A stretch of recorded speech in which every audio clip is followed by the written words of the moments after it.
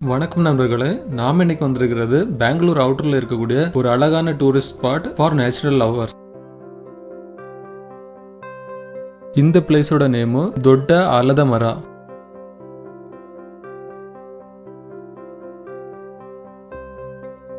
இது மைசூர் ரோடு பக்கத்துல ராமநகரா டிஸ்ட்ரிக்ட்ல பெங்களூர்ல இருந்து ஒரு 28 கிலோமீட்டர் தொலைவில் அமைஞ்சிருக்குது. ஹிஸ்டாரிக்கல் பிக் பேனியன் ட்ரீ இதை பத்தி விளக்கமா இந்த கல்வெட்டுல போட்டிருக்காங்க. இது 400 வருஷம் பழமையான ஆலமரம். இது பார்க்கிறதுக்கு ஒரு காடு போல காட்சியளிக்கும். ஆனா ஒரே ஒரு மரம் தான். இதோட கிளைகள் எல்லாம் சேர்ந்து சுமார் 3 ஏக்கர்ல வளர்ந்துருக்குது. வெட்டிங் போட்டோஷூட் எடுக்கிறதுக்கு இந்த பிளேஸ் பக்காவா இருக்கும்.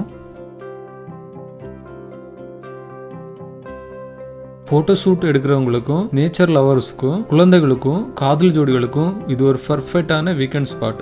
மார்னிங் மற்றும் ஈவினிங்ல வெதர் இங்க செம்மையா இருக்கும். ஆஃப்டர்நூன்ல கொஞ்சம் சூடா இருக்கும். நாம இங்க 2 to 3 hours ஸ்பெண்ட் பண்ணலாம். மங்கி தொல்லை கொஞ்சம் அதிகமா இருக்கும். ஸோ அவுட் சைட்ல இருந்து ஃபுட் எதுவும் எடுத்து வராதீங்க. சிட்டி லைஃப்ல இருந்து ரிலாக்ஸ் ஆகணும் அப்படின்னா கண்டிப்பா இந்த ஸ்பாட் ஒரு வாட்டியாச்சும் வந்து பாருங்க. கூகுள் மேப்ஸில் தொட்ட ஆலத மரான்னு டைப் பண்ணிங்க அப்படின்னா இந்த ஸ்பாட் டைரெக்டாக வந்துடும். கார் பைக் எதில் வேணாலும் நம்ம வரலாம். இங்கே பார்க்கிங் ஃபெசிலிட்டியும் அவைலபிளாக இருக்குது. இந்த இடம் யாருக்கெல்லாம் பர்ஃபெக்டாக இருக்கும் அப்படின்னா nature lovers, photographer, family outing வரவங்க, வீக்கெண்ட் அவுட்டிங் வரவங்க, பீஸ்ஃபுல் மைண்டை தேடி வரவங்க.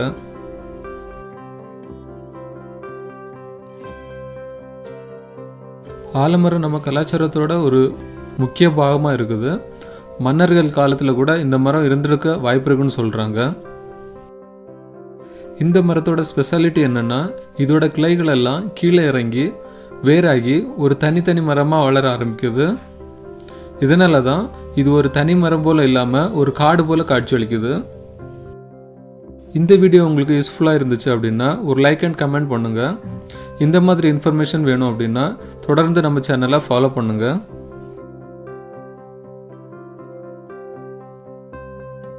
இது கர்நாடகா டூரிசம் உள்ளாடி வர்றதுனால இதோட மெயின்டெனன்ஸ் எல்லாம் பக்காவாக பண்ணுறாங்க.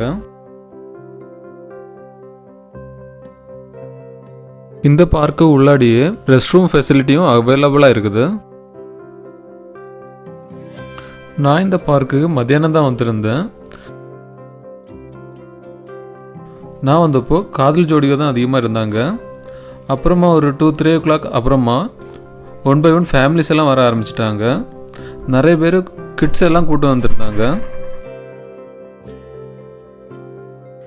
ஈவினிங் கொஞ்சம் மஸ்கிட்டோஸ் தொல்லை அதிகமாக தான் இருக்கும்.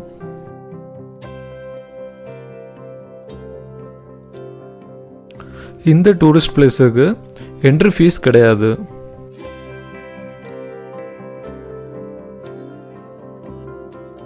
இங்கே குரங்கு தொல்லை கொஞ்சம் அதிகமாக இருக்கும்.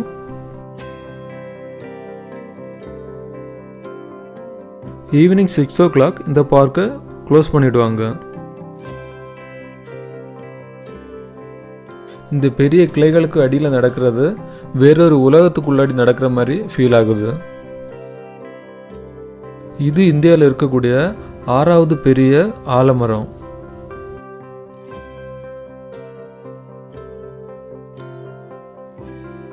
இங்கே இருக்கக்கூடிய ரெஸ்ட் ரூமில் பே பண்ணி யூஸ் பண்ணுற மாதிரி இருக்கும்.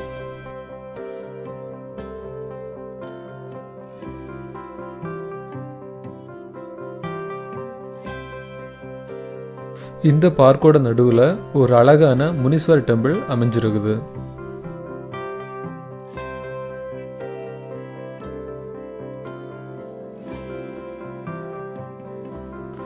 தியானம் பண்ணுறதுக்கு இந்த கோவில் ரொம்ப ஏற்ற இடமா இருக்கும்.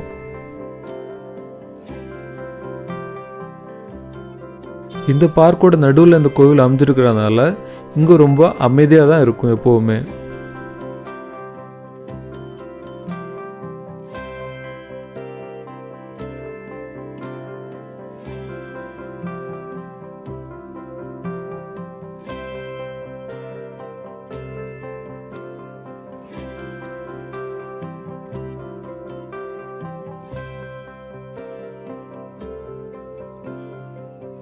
இங்கே வர்ற வழியில் நிறைய நர்சரி ஷாப்ஸ் எல்லாம் இருக்குது. உங்களுக்கு ஏதாச்சும் செடிகள் வாங்கணும் அப்படின்னா அங்கேயே நீங்கள் வாங்கிக்கலாம். மத்தியானம் இங்கே கொஞ்சம் ரஷ் கம்மியாக தான் இருக்கும். பட்டு மார்னிங் அண்ட் ஈவினிங் கொஞ்சம் ரஷ்ஷாக தான் இருக்கும்.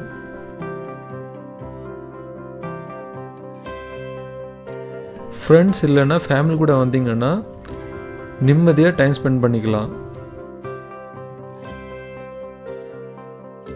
இந்த பார்க் பக்கத்துலேயே நிறைய ஹோட்டல்ஸ் எல்லாம் அவைலபிளாக இருக்குது.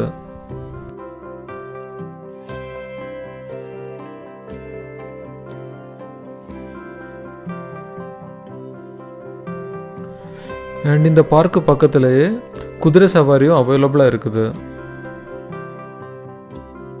இந்த பார்க்கை சுற்றி நடக்கிறதுக்கு நடைபாதைகள்லாம் சிறப்பாக பண்ணியிருக்காங்க. இங்கே உட்காந்து ஓய்வெடுக்கிறதுக்கு நிறைய ஸ்டாண்டுகளை வடிவமைச்சிருக்காங்க.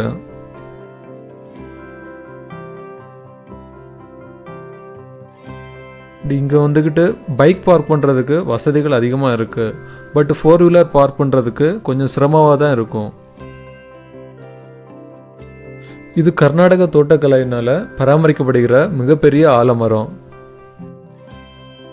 இது ஒரு இயற்கை அதிசயம்னே சொல்லலாம். பெங்களூர் விசிட்டிங் பிளேஸில் இதுவும் ரொம்ப முக்கிய இடம் வகிக்குது. உங்களுக்கும் இயற்கையோடு இருக்கணும் அப்படின்னு தோணுச்சுன்னா கண்டிப்பாக இந்த பிளேஸை ஒரு வாட்டி விசிட் பண்ணிக்கோங்க. தேங்க்ஸ் ஃபார் வாட்சிங்.